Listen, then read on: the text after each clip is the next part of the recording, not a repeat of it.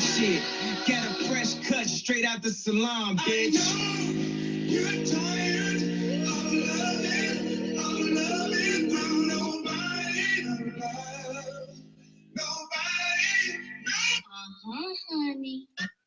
Hey, what's going on, y'all? I am the Ruthless Wonder, not a Ruthless Wonder, and we're here for a very weird episode of Streamlife movies you didn't know you needed. I brought some friends along, not my usual cast and crew, but a whole different set of folks. You know them, you love them, you watch them every Saturday starting at 7:30 CST. The Midnight Chat Attack has arrived. Welcome back, Ganja, Anthony. So this is how you treat friends? They may be a little upset with me. Jenny, also, how are you doing? I'm doing good. How about you? Wonderful, doing wonderful. Anthony, bruh, you live? I don't know. I don't know. I'm not sure. I'm checking my heartbeat. My palms are sweaty. Knees weak. Arms are heavy. I wrote down. I don't know. I'm rapping and shit. I don't know. I got your mom's spaghetti. Oh shit. So, folks, look. We watched a cinematic experience. Sure, let's call it Yeah. Right up there with Lawrence of Arabia. Yeah, right there. Yeah. So right now, you're of course seeing the cover for the movie that we're reviewing here. This is Bound. You could call this a 50 Shades knockoff. I feel like that would be doing a disservice to 50 Shades, but also doing a disservice to this movie at the same time. So we endured this movie so you didn't have to. This is actually the second time I've watched this shit. Well, I guess third technically, but yeah. Well, this is your third time.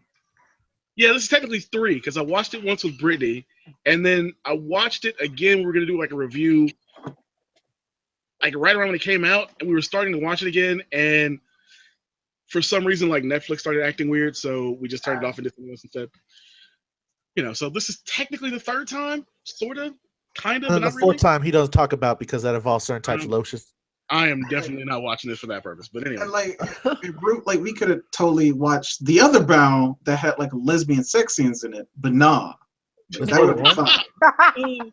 So for those folks thinking this is the '90s movie with Jennifer Tilly and Gina Gershon, no, this is entirely unrelated. This is a film made by the Asylum to really kind of cash in on the upcoming at the time popularity for 50 Shades. And yeah, they say you can see the runtime says it's 101 minutes. It's really like 84 between the credits and the lying stuff they put at the beginning of the movie. So, you know, it's a very weird, very odd thing. So let's kind of get right into the plot.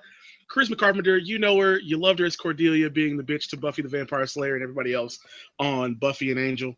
And she decided to do this movie for I don't know what reason.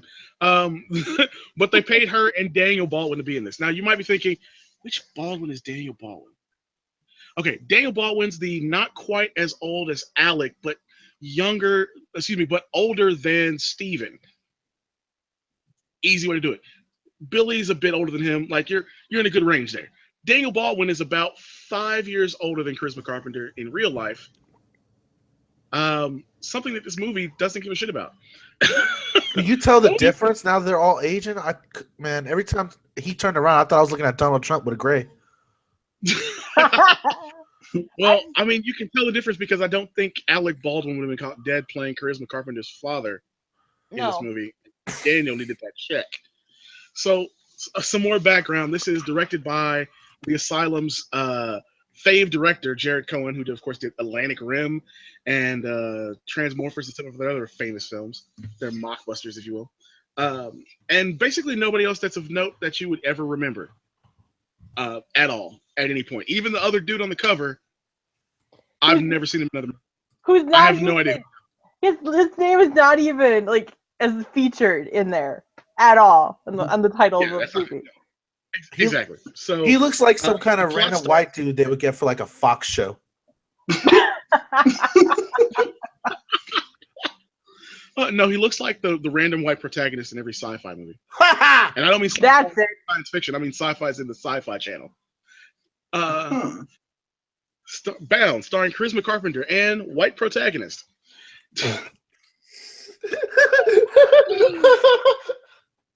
But no, this movie's weird. It starts off with the lamest sex scene you could start a movie with, and that's kind of on purpose. You think, okay, they're going to do something interesting. So not only does she kick the lame dude out of bed by lying and saying she has to be somewhere, she then pulls out her trusty vibrator, and that doesn't get her off either. That leads us into finding out what she does for a living, and finally learning her actual name, because the dude she's begging doesn't actually ever say her name in that scene. But we take it to work, where we weird. we I'm like, if you're having sex, like, isn't that kind of a given? Like, I don't know. Hey. I've never had sex, so I don't know. we're getting the Jenny, sex part after I this. hate to say it, but like sometimes if you're having very casual sex, if you say the wrong name, it will end it. So you just stay quiet. Out of the sex, when she's kicking him out of the house, I would have at least expected him to be like, "I have to go, Michelle? Really?" Yeah, her name's Michelle in this movie. That doesn't really make it. There's no point to it. Don't worry. There's nothing deeper to that. Her name's Michelle Milan. Not Mulan, Milan, as in the location in Italy. So after that, we get to work with her. We find out that she's at a real estate agency that's somehow lost $100 million in the last 2 years. That damn housing economy. Yeah, Yeah. recession's a In Los motherfucker. Angeles. But they've been in business for 40. Like, there's a lot of stuff. So, like, okay, forgetting the fact that Chris McCarpenter and Daniel Baldwin are 5 years apart age-wise, she seems to say it as if it's his company. Like, the dad made the company.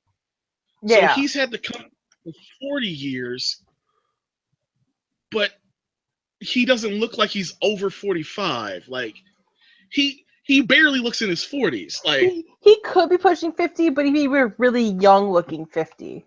yeah, but if he's pushing 50, that means he opened this when he was 8. Like I said, don't hate on that man's game as a toddler, man. He was just banging the shit out of it. he was like, I'm gonna sell these houses. I'm gonna start with these lemonade stands. Yeah, I was just about to say that. Hey, lemonade stands. Then I'm like, Yep. Y'all don't realize it, man. He was a real one. He joined the Navy at 17. and the thing is, that's a better movie than this movie. The origin story for Daniel Baldwin, who never gets addressed by his actual first name. Like, he's just dad the whole movie. Oh my god, I just really he has no name. Don't refer to him by his name. Like, no one calls him by his name. Like, again, you see his name because you guys can see the back there. It says Walter is her father.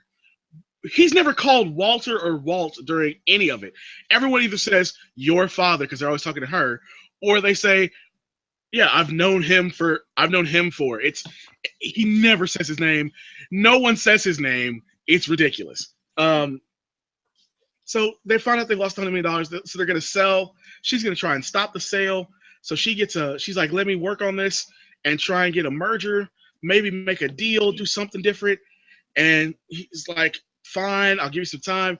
She tries to set a meeting. She gets home. She's all stressed out. The daughter appears. This daughter, whose age you really know?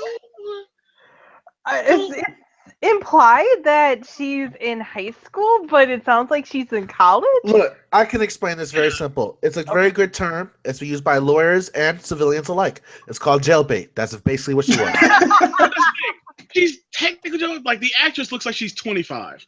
The actress legitimately looks like a true actual adult, which you can't, like, she's not in any of these photos, so you can't really tell her from there.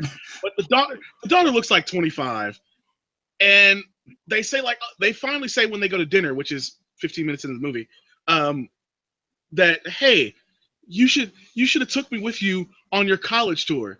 Oh, I'm sorry, Mom. I just wanted to go with my friend to look at schools. Because fuck you, Mom. Wait, hold on. As a parent, you didn't want to go?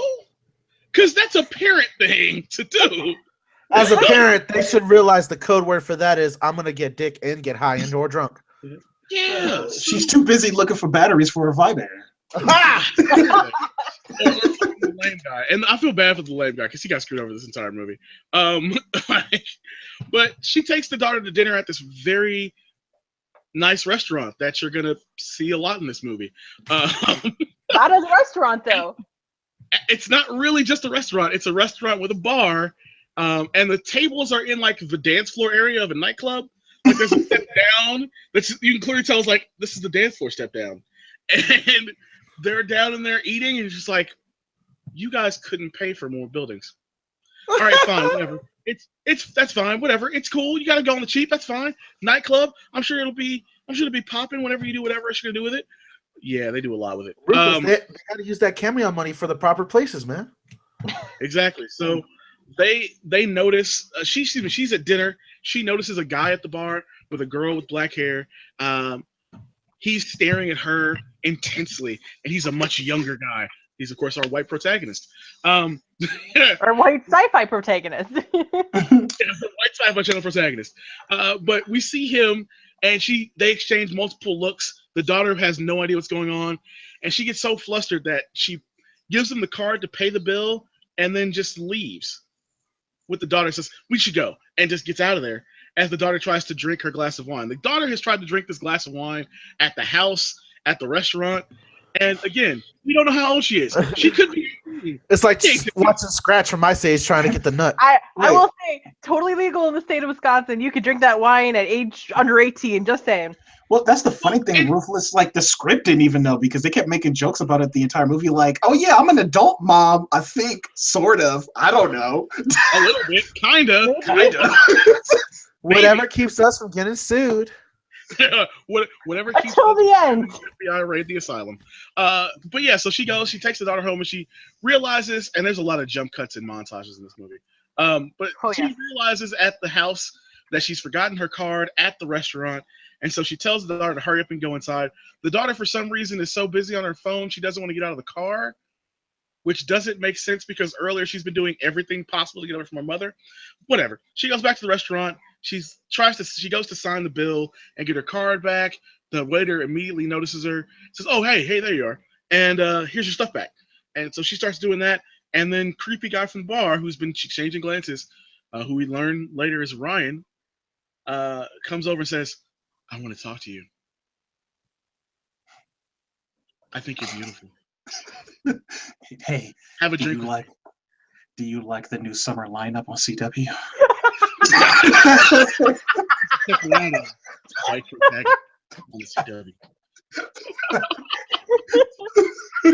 He's also the cameo bad boy in every ABC Family show. Yeah. But so he does that creepy voice that I just did, and then he's like, finally, he's just like, "Stay with me and have a drink." She's like, "No, I should go. I need to go." It's like, "Fine, have a smoke with me then." I don't smoke cigarettes. Neither do I. And so he rolls a joint on the table at the restaurant that's clearly in a different area of the restaurant. It's now like they're on a bench with like curtains around them that you didn't see earlier. But those curtains come up later, repeatedly. Just spoiler alert on that. Yeah, spoiler alert. This shit comes up later. But anyway, so they go to do that. They do the very interesting,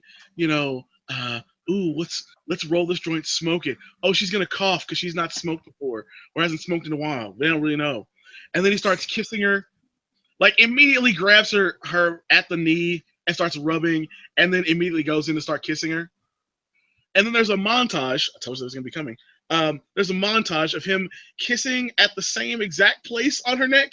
It's literally the same shot of him just leaning in to kiss her neck over and over again, spliced with him touching her knee and spliced with him kissing her on the lips. So it's like, all right, knee shot, kiss, knee shot, neck, knee shot, neck, kiss, neck, knee shot, over and over again for like a good 2 minutes. Oh, thrown in with some Dutch angles in there too, It was like a bad BioWare Mass Effect sex scene. And yeah, as that starts, they just start slowly panning into a Dutch angle that constantly happens. And there's certain points in the movie where they tilt back the Dutch angle. It's so ridiculous. So we get that. We come out of there, and so she takes his phone number because she's like, "No, I have to leave." He's like, "All right, fine. I'll stop. Take care. Here's my number. Call me." She gets home, balls up the number, tosses it in the trash. The next morning, she pulls that number out of the trash. Mm-hmm. You knew she was out of the trash. And this begins this really weird affair. Jenny, you're the sole woman here tonight with us. What do you think of the various meetings that she misses, the fuck ups she makes in meeting with Ryan? Very unprofessional.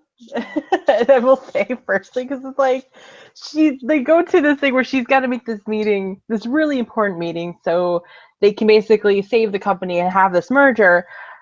And then, as before the call comes in, he calls her, or she tries to call him, and then she gets the meeting set up, and then he calls her back, and it's like, well, come have lunch with me. Which I thought, okay, we'll have lunch at a restaurant. No, I'm going to go to this photo shoot in the middle of fucking LA with T.O. for some reason. Yes. Finally, we get to our great celebrity cameo. The one, the only, the incomparable actor, Terrell Owens, everybody. Terrell Owens shows up to say, hey, thanks for getting me my condo. It's awesome. Then comes over and say, hey, Ryan, what's up, man? Hey. That crazy night, man. We got to do that again, man. Oh, I see what you're doing. I'm gonna get out of here. Nice Pretty much. They should give that man a fucking Oscar. Of best supporting actor? Damn it. Fuck that. Was. Man, best actor of the year award, everything. It was kind of those roles where you just come in the movie, just be like, hey, I'm in this movie. No, I didn't even give him VMA's best kiss. He didn't even fucking kiss nobody in this film, but I'll give it to him. And so we don't even know why Ryan's there, because he's not taking any photos. No, he's just there, like, by the pool, drinking wine. And drinking wine. 2 in the afternoon. I understand his role 100%. He was supposed to be Ryan's black friend to show that he was down. He was DTF? Yep. That's just it. He acts like he doesn't know Terrell Owens at all. He's like, I have no idea what he's talking about. I don't even know him. I don't know what crazy night he's talking about. Yeah, he has no idea what crazy night he's talking about. So that happens. Of course, this gets her deep into trouble as he takes her to a sex club. And after he takes her to her father's no. We're not to the sex club yet. We're to the office sex scene. Yes. Takes her to her dad's office at work. Where he sits her in her father's chair with his jacket on it. Why his jacket's still there, I don't know. I have no idea. So it's an office, apparently? I don't know. But it's also the last time we see that office at the father's office. He changes offices after that point. But he starts insulting her, and then it's just like, now get yourself off while I watch you and tell me about a story where you did something dirty. In exactly that tone. I didn't do that flat tone for no reason. Ruthless. You're forgetting the part where he starts to insist that he's the father. Yeah, do it for your daddy. Show your father how you do it. I'm your god. I am your father. Get it right. I'm your father. I'm your man. It's like, what the fuck did this motherfucker target a Dark Vader? Or I'm sorry, Ruthless. I don't know how to get rid of emotions on this white protagonist here. White sci-fi protagonist is amazing at this. Can we just call him Edward? In his monotone voice, no inflection whatsoever, he convinces her to first start above the dress, touching herself, and then slowly pull her dress up a little bit to kind of get under, but not really. As she tells this story of when she was basically at summer camp and started to touch herself while everybody went to sleep.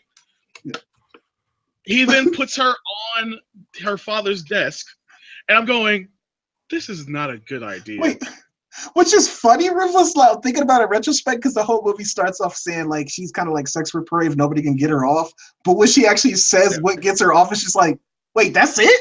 That's tamed in comparison? Right. That's weird. Everything you wanted was basically just a bunch of girls around asleep while you masturbate. Exactly. You just want to sleep. And I was making jokes. Of course, I can't take this movie seriously. So during the entire movie, I'm making Cordelia on Buffy jokes. And of course, this entire scene was for every male Buffy, and some female fans of Buffy and Angel that loved Cordelia and wanted to also stick it to their boss by having sex with her on his desk. That was clearly what this was for. Which is a very small niche of people. Yeah, smaller a niche than the. Oh no, it gets smaller than that because it's also revenge porn for your father. Hey, Yeah, they need like- to call me when I can eat out the girl from Charms. That's all I'm saying. Hey, Wasn't she on Charmed at one point too, though? Was she? Huh. I feel like Kristen Carpenter was on Charmed at some point. Anthony, I know Anyway. exactly what you're talking about. All three of those witches can get it. Exactly. Regardless. So that happens, and then he takes her to a sex club after he makes her put on some other girl's red panties. Dirty red panties. Red panties Supposedly. for a pretty little slut. Yes, of course. Hmm. Like, as somebody who's well versed in this culture, I'm really pissed off by this dude at every single point in this movie for the shit he's doing. But like, this is the beginning of the "this is just fucking stupid" level of my annoyance with him. Like, to this point, he's just like, I'm like, you're not approaching this in any way correctly. At this point, I'm just like, okay, you're just a dick. Like, I'm sorry, I'm done. Yeah, I was kind of like, as somebody who sort of knows some stuff about it, it's just like, you're just full blown gonna throw her right into this world, just not even gonna ease her in at all. Just gonna throw us like, here's Not set some ground rules. He Nothing. finally gets like a safe word out of her. which they never even discussed. I thought the safe word was "shut up, bitch." No, Only use one. You They have to only say, use the safe word once. say humble. You have to say, bitch, be humble. Sit down, take it. But yeah, so he takes her to a sex club where she just gets like sensory overload, seeing everything. So they go outside, and while, like, no joke, a dude in a metal-faced gimp mask is smoking a cigarette in the most casual fashion of the. Yeah. That's my fucking scene. It was just like, this dude is just like, man, that was intense. Let me go see a cigarette. I just gotta go take a break. I'll be back in 5 minutes. This is crazy. Honestly, I bet you if he didn't have the gimp mask on, he would have made this face like, "Ooh, more pussy." But dude, they come outside, he's not reacting to them. He's just there. He's not even looking at them when they come outside. Then Ryan starts to like start, really touching on her and tries to take her dress off to start having sex with her. And she's like, he's looking. He's not looking. He's fucking the like, yes, he's looking. They cut to the gimp, and the gimp's not looking their direction. It was priceless. Like, the second time she says it, he finally like turns and looks at them, and it's just like, oh yeah, I'm supposed to be looking. Shit. Yeah, I'm looking at you. Fuck, I screwed that up. Like, my bad. So many unspoken, non-speaking role extras in this movie. Oh yes. That just appear and disappear immediately. Like, oh, non-speaking extra. Bye, non-speaking extra. Hey, non-speaking extra. Bye, non-speaking extra. So that ends the night for them. She tries to go back to her normal life. She goes into more stuff with him, and it turns really quickly because she's tanking at work. She screws up these deals she's supposed to have at this meeting. She's trying to get more time to get things figured out, but she's just so frustrated. She just constantly needs to have his penis. Like, that seems to be the whole, like, her life is stressful. I need to go fuck him. Like, that seems to be the thing. Like, she doesn't pay attention to guys. Now, there's a subplot going on. Anthony, I want to get your thoughts on the subplot of our lame guy from the beginning of the movie, constantly popping up at random points. Because I kind of felt bad for the dude, because he really did try to make it work. Like, you don't see a lot of dudes like that. Like, if anything, you see like women in that position. Like, come on, I'm trying to make it work. I'm trying to do this.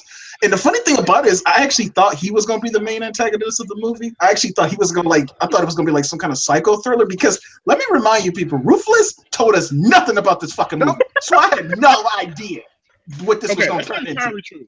I didn't tell Anthony and Ganja in full detail what was in the movie, because I talked about it on the after hours after the MCA, 7:30 CST, Saturdays. Okay, so that's on me. I forgot. My bad. So, like, we kind of walked in this kind of blind, so I didn't know if this was going to be like a crime thriller or like anything else. So I thought the guy with the glasses was just going to get mad at his wife and just be like, okay, bitch, you don't love me, I'm going to come fucking kill you. Because like, he brings her diamond earrings and everything like that, tries to come back even after she said, no, I don't see you that way. Come back with some roses. He brought her Chinese food, a college book for her daughter, mm-hmm. Like her favorite Chinese food, by the way, and then diamond earrings.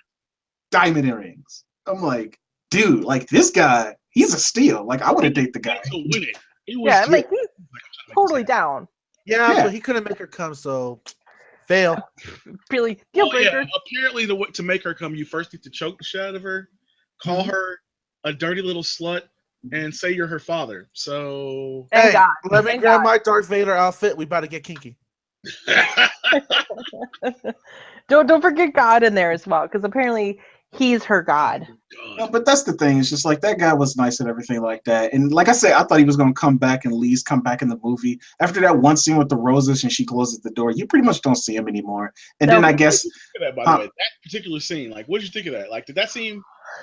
it was she was like dog. She was like, get the, like you're not supposed to just come out here anyway like this. Like, why are you being disrespectful to me? What bitch? You took this random protagonist to a fucking like meeting and he was acting a dick to like these professional guys. That happens. That's after. That happens. Yeah.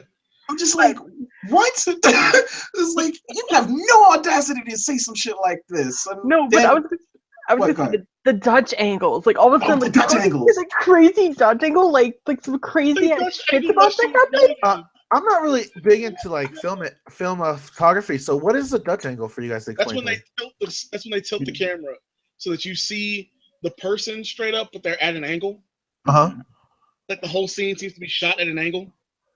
So almost like someone got punched you and you're like looking from the side right now, like ow. Exactly. Yeah, exactly. Yeah, like your head's crooked, but like it slowly tilts, like, and it did it before, like when they were having sex, and so it was weird, like between her and sci-fi guy, not her and her ex-boyfriend.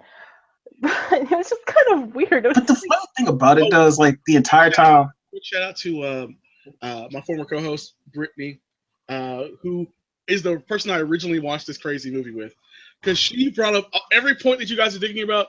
This is all stuff that her and I laughed over too. So yeah, shout out to her. Oh yeah. But the funny thing about it is just like that guy with the glasses the entire time. I guess like her ex-boyfriend or whatever, the nice guy. Like after he left the movie, I could have swore that he like went to go on to play that one guy with the Mike Tyson tattoo in the Hangover movies. So it's just like, well, good for him. So, but yeah, that really sucked. It really sucked. Oh, but yeah, so you get her, and that brings us, of course, to the big. This is the big movie where it's the big point where the movie turns. She, for some reason, decides to bring him to, I kid you not, her father's multi-million-dollar fundraising dinner to save the company. For a hospital that handles Alzheimer's. Right, they do research on Alzheimer's. So she decides to bring him to this, and in the car ride, you get the biggest red flag. Hey, put on this remote-controlled vibrator right now. Yep. Because, going to this event, you definitely want to make sure that you get off during the proceedings. Now, I know what you're thinking. Like, how often did he turn it on? Every time at the precisely wrong moment. Wait, it gets better. And then gets her to have a couple glasses of wine, which somehow makes her drunk, drags her to the bathroom so they can start having sex when someone knocks on the door. Oh, can we also point out that the sex, they are both standing up when the sex is happening? There's one scene where they don't have sex standing up. All of their sex scenes are they're standing up. Yep. So she comes out of the bathroom, and what do you know? It's Preston, the speaking extra that is kind of her rival in her dad's company. Why? I don't know. Because he's bald and evil? And the guy that's trying to get to merge instead of straight up sell to. And he is the only black guy in the movie. Yep. Besides a speaking extra. There's a non-speaking black extra. The rest of them, there are no. And Terrell Owens, of course. Well, the mighty great actor Terrell Owens. You show respect. Yeah. Terrell Owens is a celebrity cameo. He would got. So you get through this stuff and you're just like, wow, she really fucked up. Like she comes out, her lipstick is full on smudged, and like her hair is basically the same. Like there's nothing else that's off. But Ryan, our protagonist, is finally turned into the antagonist and is now like turning the damn vibrator on while she's trying to explain how to save her company. Well, she finally calls him on it.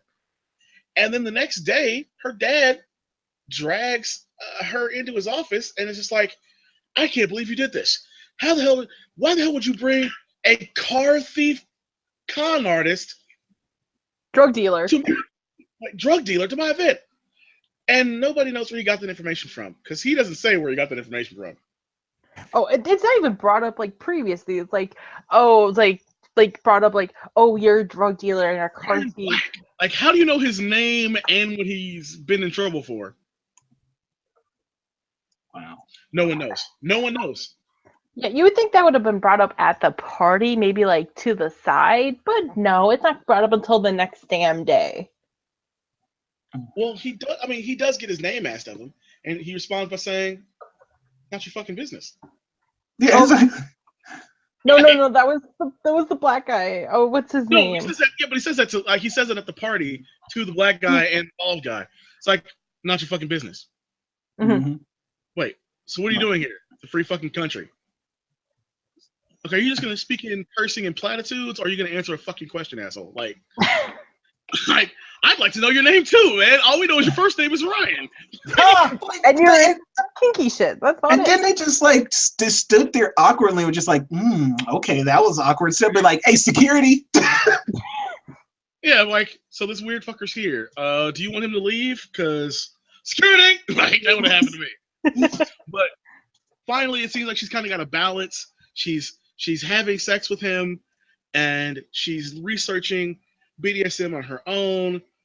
She runs across some videos. She recognizes a woman in the video and is watching her and is learning about consent. And like, finally, something I can hang my hat on as being properly introduced to the culture. But she watches a video of a spanking that might have been the most boring spanking you've ever seen. Thank you. YouTube style, no one's responding. This woman, they have a woman just laying down in front of the female dominatrix, and it's just like spanking her with a cupped hand, like the stiffest way possible, and there's just no response. Nothing. There's nothing erotic about it. It seems like a BDSM medical video. Like, yeah, it's like they put like a dummy in front. It just did that. Like that would have been more titillating, I would think. Of course, both of those characters, the dominatrix and the woman being spanked, show up later in the film. But it looks like we've got our balance here. So Chris Carpenter ends up at the sex club again after buying some hot red fetish gear, and goes back to the sex club without Ryan. They let her in, and she runs into the girl that was pissed off at Ryan at the very beginning of the movie, who then explains, oh no, Ryan's bad. He's not what we should be doing. He does things improperly. He gives us all a bad name. And she's looking around the sex club like, do people really like this shit? It feels like you're being an asshole. She's like, no, ask her. Ask her if she likes it. And this woman who's being led by a dog collar and chain link leash goes, yeah, I like this shit. Like, so she gets called feisty. They finally say, hey, maybe you've been doing this on the wrong side. Maybe you should be a dom. So they try to see if she's into it with the most hilarious backhanded smacks of a person I've like the guy who she's hitting is like it's the most like lame ass like spanking I've seen. The guy who's hitting is like into it. He's trying to like this is my big break. I gotta really be in this scene. Yeah. And she's just like, yes, harder. Harder? I don't know and then it cuts away. And so she then tries to like talk to Ryan after they have sex, and it's just like, so can I spank you? He's like, no. So no, he's does like, that mean no, get the fuck out. Exactly. He says no. He says no. She's like, does that mean no, you don't want to be spanked, or no, you don't want to be spanked by me? He's like, oh, you've been talking to, and I forgot the chick's name because she doesn't fucking matter. Pretty much. Like, actually, no, I just saw a YouTube video. You just basically gave me all the information I needed. She's like, that's fine. I still want to try it. And he just suddenly gets pissed off and is like, get the fuck out of my house. Yeah. Get the Bitches, leave.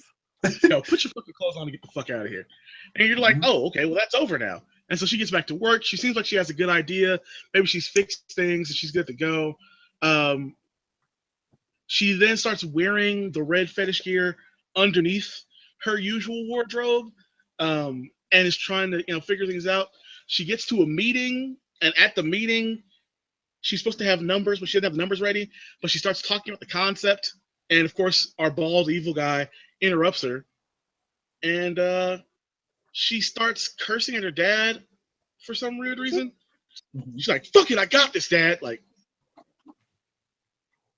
and I feel bad for Bob because he's like, "I gotta work with this shit." All right, Right.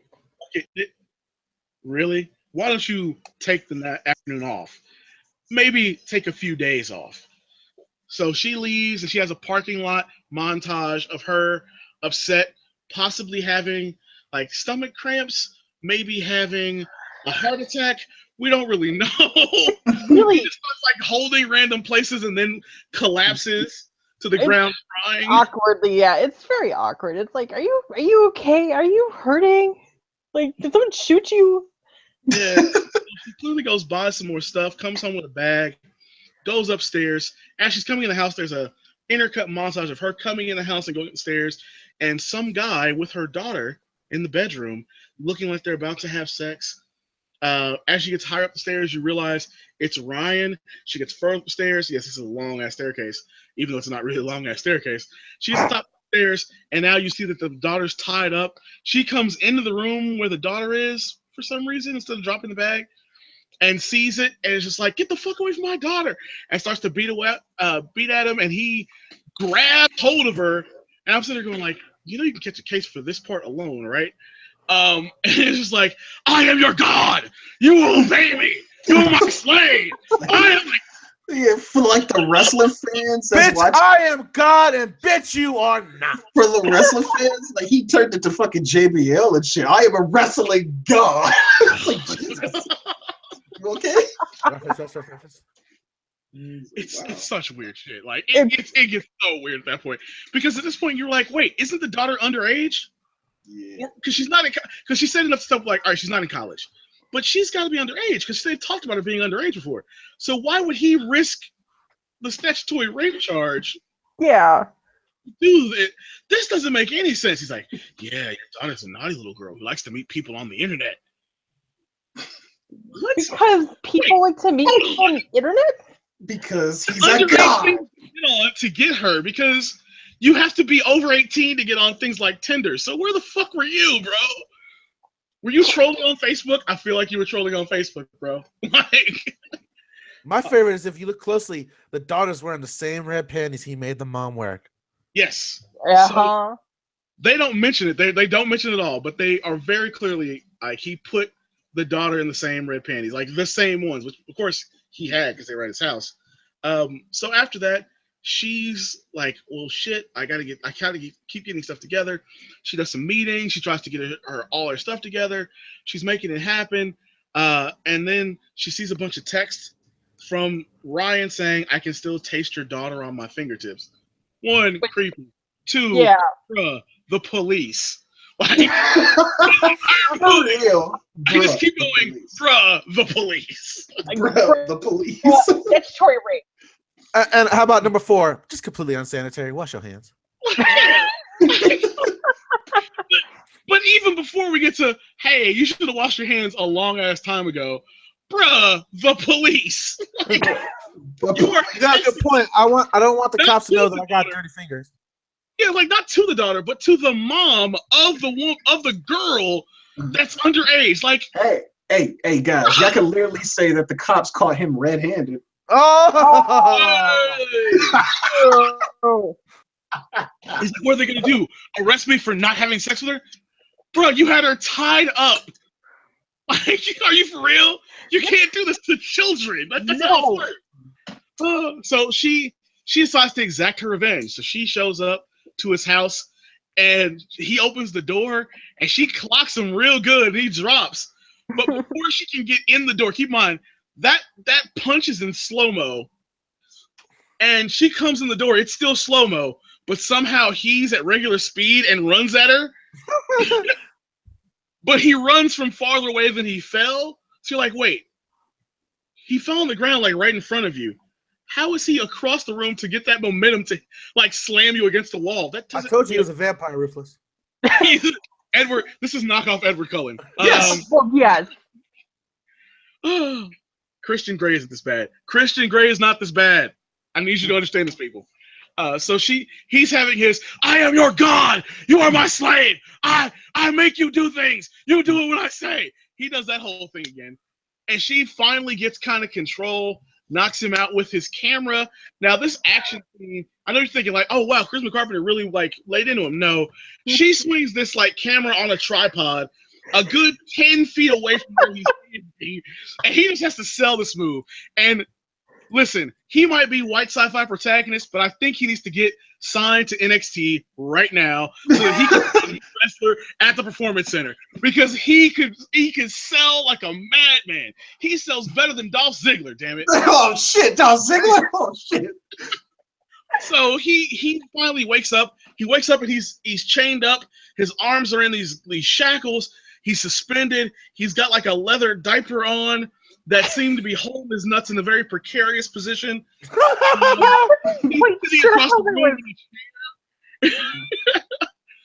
And all that happens. You're like, okay, well, this is fucking wild. What's next here? Well, she says, oh, like basically, I'm gonna get revenge for this shit. Like, I thought about calling the cops, but then I thought, I might have some fun and do this myself first. So she first says she's offended by his nakedness and puts on some nipple clamps. Then she's like, I don't really like your nuts hanging like they do. And so she tightens up the leather diaper so that it very clearly fucks with his nuts. And he's like, you're such an amateur. This is too tight. She's like, it's not tight enough. It'll be tight enough when you can't talk. Okay. You don't then tighten it up tight. Like, she doesn't then go yoink and tighten it up tighter. She just goes, and that's it. She wanted that motherfucker to sing opera. Yeah. So she goes and grabs his flog and starts flogging at him again. Oh my from God. 10 feet away with, I kid you not, there are jump cuts and lens flares at every single swing, so that you don't notice that he doesn't actually get connected with. But they do start streaming what looks like basically like red paint. Yes. Like, it's not ketchup colored, it's like paint colored. It's Like red strips. of war paint on his like chest, which Wide strips of red on his chest and his side. I'm sorry, I'm gonna point this out. The fact she's using a fucking cat of nine tails, which would not leave fucking welts on a person. Not like that, they wouldn't. Not like that. So it's some utter bullshit. So you're like, okay, well, maybe this is over. So she's like, yeah, this is over. I'm going to take you down now. So she takes him down, and the most hilarious moment, the moment I didn't want to ruin by talking, I got silent during this. It was like, I need to see the reaction. So he falls down, and like one of the nipple clamps comes off, and then he lets out a howl so loud that I was just like, now what did you guys think? She's like, everybody said that has to be real. Yeah. Like, Yeah, she fucked up. I honestly think those nipples are gone, bro. Those nipples were CG added after that. It's like, like it's too sudden and too abrupt. Like, it's not like an action growl. It's like a guttural, this really fucking hurt me growl. And Chris Carpenter has this look for like a moment. It flashes with her like, oh shit. So shit. She has that for a moment, and then she slips back into character. And it's just like, now, what are you supposed to do? Not come near you or your daughter. Good. That's a good little boy. Good. And then leaves. She's like, oh. He's like, don't leave me here. Like, he's like, oh, don't worry, somebody's coming. You see, I did decide to call the cops, and you're gonna have to explain all those unsolicited text messages to my underage daughter. Ooh. Did you send more text messages to your own daughter from his phone? I don't understand what's going on here. Also, that's the first and only time they mention that she's underage, I feel like, in this whole film. Yeah. Only time. Yeah. So she comes back, she finishes up the deal, she gets the deal done, and the guys that are supposed to do the deal are coming in. They say, all right, we'll have it ready for you tomorrow by end of business. And so Preston is gloating because it's 6:59 and 48 seconds. And he's victory dancing like, hey, he's swag surfing in the office. Like, yo, you dumb bitch. I got this shit. You didn't get nothing. Preston's real gassed up right now. And then at like 7:01, basically, the company they're trying to merge with instead of sell to walks in and is like, hey, sorry, traffic. It's like, here's the offer, here's everything, make these signatures, boom, boom. Dad's like, actually, this line here says all partners need to sign. And she looks like, partner? I'm partner now? I can has money? Yes.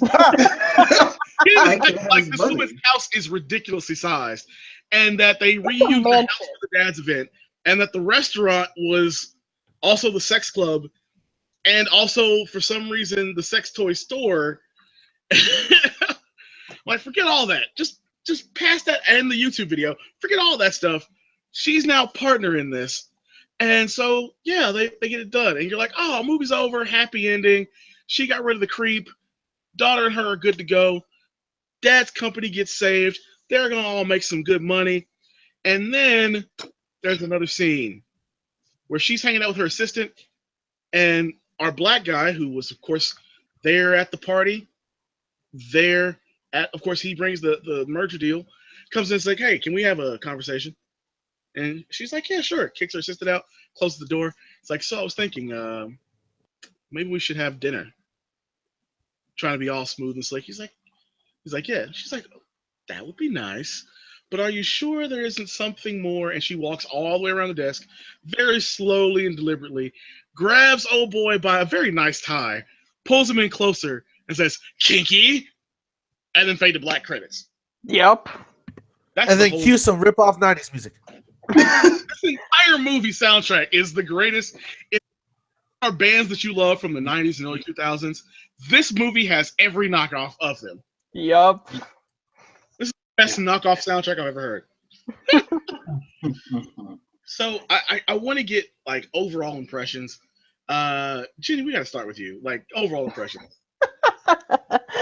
I kind of knew what I was getting into because we had talked about this last week after our post MCA show, and as we got into like a 2-hour discussion about really bad movies.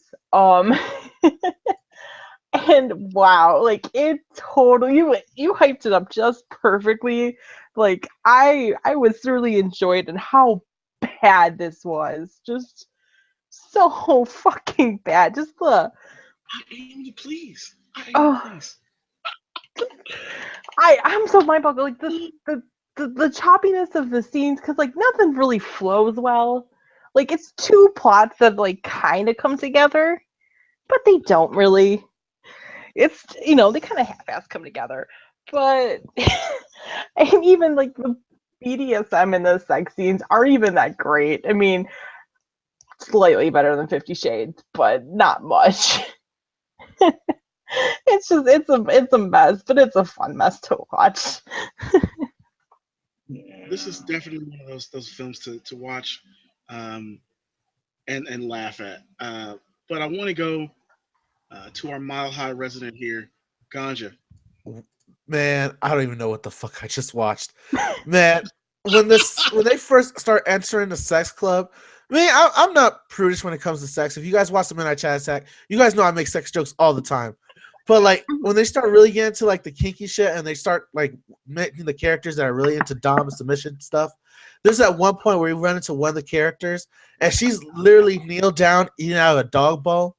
And for some reason that really irked me. And I swear to God, for an instant there, I felt like becoming a Christian again. He found God at the bottom of the dog bowl. No, but I mean, the acting was bad. The 90s soundtrack was just it was just a bad movie, but it wasn't one of those bad movies you're like, man, why the fuck am I watching this shit? It's just one of those enjoyable bad. Like, I think I watched it by myself, I probably would have been pissed. But the fact that I watched it with you guys and we were able to crack jokes throughout the whole film, I got to appreciate it more. And especially, having you here, Ruthless, who's actually into the lifestyle, to actually, correct it when it starts to go off on, a little bit more of its own fantasy track was actually nice. But man, I have to give this like a rental, dude. Like even with the generic white protagonist, down to like even what's her name? I can't remember the actress's name, by the way. Charisma Carpenter. Chris Carpenter. She tends to her acting style is either a bitchy mom or she jumps to like this scared woman in like a matter of 5 seconds. And I don't blame her because our white protagonist here, he jumps emotions like a motherfucker. But he always keeps a monotone voice. I don't know how he accomplished that. He has no inflection this entire movie. No. Even when he's yelling at her, "I am your God," it sounds like, "I am your God. I am your God. I am your God." He's just louder. He's not God, angrier. am I yours? God, am I? That would have been perfect. If he'd have talked like Yoda the whole movie, that would have been perfect. Exactly. I'd have been all over that shit. But I actually, it's a rental. Like I actually enjoyed hanging out with you guys, but I could not see me recommend this to anybody. Like if I recommend this to Nick Diaz, our other co-host, he would kick my ass. So, Anthony. Uh, I just want to put this out there. You sounded exactly like Goldust for a second there. yeah, I got fucking shattered dreams right now. No, but I feel like I got like a blackboard right now, and I'm trying to break this down because I'm like, okay, we got Twilight, then we got 50 Shades of Grey, which is like a parody of Twilight, and then this is a parody of a parody, which is 50 Shades of Grey. And personally, I actually seen 50 Shades of Grey, and I think it does the whole BDSM thing a little bit better in this opinion, because like you said, this guy doesn't even have rules in bound. Well, at least in 50 Shades of Grey, he had the contract and all this stuff, the safe words. It was kind of like an educational video for that type of stuff, and that's why it works for No. Huh? Nuh-uh. I'm not going to do great education for that. Like It's not. Beginner's guide, I guess. Not even. Not even stupid. That is exactly an example of what not to do. That entire film is. Well, you talk about the 50 Shades of Grey? Yeah, 50 Shades of Grey is entirely what not to do. Well, of course you can't like show everything because it's like Hollywood. No, but I don't even mean like that. I mean every step he takes in that film is entirely wrong.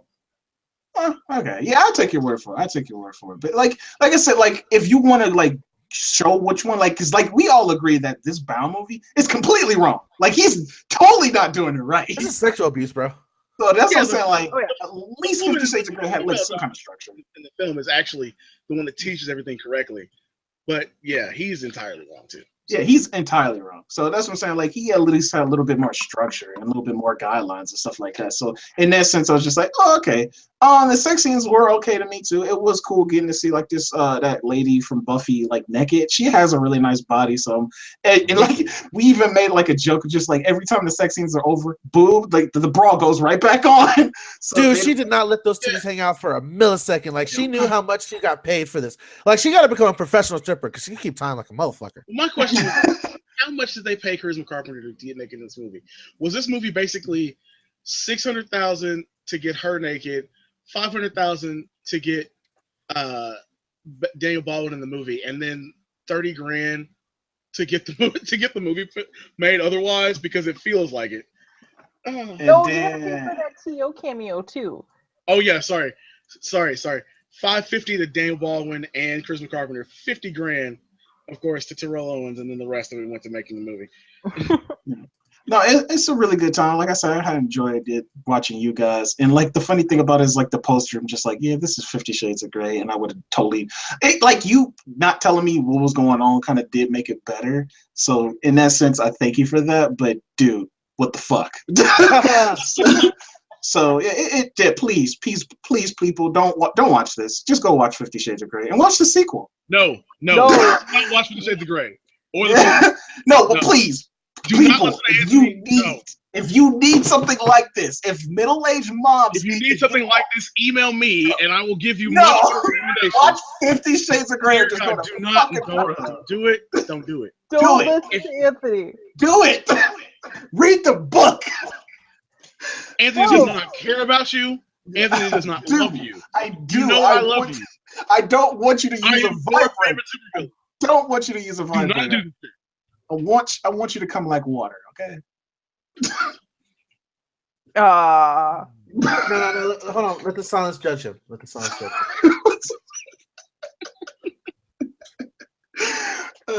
But yeah, that's Wow. fine. Before we get out of here, because obviously you guys are giving me your ratings for everything, I just want to know, like, what, each of you give me your favorite scene, and then give me your least favorite scene. We'll go in reverse Ooh. order. Anthony, you up first. It had to be the scene because it was just abrupt. My favorite scene would have to be the scene where like she's rejecting her ex-boyfriend for the last time, and then the camera just switches to this angle where the roses just drop on top of the camera, and he just storms off screen. I'm like, oh shit, he about to do something.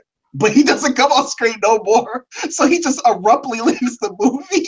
So I'm just like, okay, I guess that went nowhere. My least favorite would have to be the scene that y'all were talking about earlier where she was trying to like be the dom in the bar or whatever, the restaurant, and it's just a I'm just like, you're not even making my dick hard right now. You're not even trying. Put your back into it, please. Yeah. All right, Ganja, favorite scene and least favorite scene. All right, my favorite scene's gotta be when they hang out with Terrell Owens, because there's one part where Terrell Owens comes walking up to the main white protagonist, and he goes, "Hey, buddy, that was a great party last night, man. It was fun. Do you remember that one part?" And the dude looks at him like, "Nah, man, no, I'm trying to get laid here. What you doing here, bro? Don't mention that party. Don't mention the cocaine. Don't mention the hoes. What you doing?" And Terrell looks at him real quick, goes, "Oh, man, I get that." And he just walks off. I think that was the most important acting moment in history. And I think it's up right there with Citizens Kane. And I think up's right there with Mr. Smith Goes to Washington, bro. People's got to watch this movie. My least favorite scene is got to be the BDSM club, because that tested my morals when it comes to sexuality. I'm not really into BDSM for people that are listening or watching this. I'm actually pretty vanilla when it comes to my sexual activities. I might get a little more freaky here and there, but when it comes to like slapping, hitting, being tied up, being someone's slave, I ain't about that. So watching like these people eat at dog bowls, be hit, and this one random black guy just standing in a complete two-piece suit for no reason out in the corner kind of creeped me out, and it just wasn't for me. So that was like my least favorite scene. Oh, Jenny. I'd have to say my least favorite scene was probably the beginning when we first get introduced to her daughter, question mark, because how old is this woman? Because it's kind of abrupt. 18-year-old, 15-year-old. Yeah. Yeah, the 25-year-old, 18-year-old. No, 25-year-old, 17-year-old. She's whatever the cops need her to be. Pretty much. No, she's whatever age the plot needs her to be. Because like it's rushed and like it's all exposition and it's not brought up and it's just so stupid. It doesn't go anywhere. It's just really stupid. And it kind of shows off that she is kind of the bitchy mom, which again she goes from bitchy mom to like whimpering like slave in a matter of seconds. So it's just kind of weird. But my favorite scene I'm trying to think of my favorite scene of the film. Trying to think. This is I how think bad it is. She's having trouble finding a scene she actually likes. No, I have another bad scene too. Is the first time she gets tied up in his quote unquote dungeon, in all the fucking like lens flares and stuff. When they're having sex, they have lens flares. Dude, Cage's Avery would totally get through a box of lube from this shit. And also, he's having sex, one with his pants on, two standing up. I'm like, how the hell is she getting off on this? No, Jimmy, he fucked her literally with the plot. That's how it works. That's how that works. All right. Yeah, you fuck with the plot. Fire the plot. And also, she's not responding. Like, she's not physically doing anything to make it look like she's into it. She's not even giggling. Her head's like kind of leaned back. That's it. But she's standing straight up and still. Like, she moves with his body kind of thrust forward a little bit. Like, that's it. Yep, again, having sex, standing up. I think my favorite scene has to be God damn it. I'm trying to think of a favorite scene. Well, you think it's all craziness to me. I will give you my least favorite. My least favorite scene is It's obviously got to be stuff dealing with him, and it's of course his initial approach. Like he doesn't come up and approach like a "I'm hitting on you at a bar." He comes up like a creeper that's gonna bury you in the backyard after he like clubs you over the head and stuffs you in his trunk. Like he doesn't, you know what I mean? Like he doesn't come in like I'm smooth and debonair and mysterious. He comes in like I'm gonna kill you and then have sex with you and then bury you. And I'm into that shit. like that's what it came. That's what it felt like at the beginning. My favorite, however, and you can call me an asshole for laughing at this every time I watch it, but it is the Gimp smoking a cigarette. Like that is my favorite moment because it's ridiculous. I was leaning towards that one too because it's just so fucking hilarious. Outside, just like, man, this is fucking rough. Tuesdays, what are you gonna do? All right. Oh shit, people. Oh, maybe. Oh, they don't give a fuck about me. All right. Oh, man, I guess I gotta get back in there eventually. Oh, he's just so not involved. And then she's like, he's looking. He's watching us. Huh? Oh, fuck, I must be watching. Oh, yeah. He's like, damn, her pussy tight. But he doesn't question it. If he'd have done something that lewd at all, like I would have been like, okay, this is just like again, like watching him in the Warrior 2. He doesn't get lewd. He just like stands there still, like the camera focuses on his face for a second. You can see him just like random, like normal eyes looking at him as if he's just looking at the camera for like a sound check. Like, y'all got it? Shit. All right. Yeah, I'm here. Yeah, there's no like shot of it looks like he's like about to like jack off or something about the situation. It's just like he's just standing there smoking because he's just having a smoke break. That's all he's doing. Now, like I said, I wanted to get. I gave a shout out earlier to her. I want to give another shout out to her. Brittany hates this movie. We both hate this movie.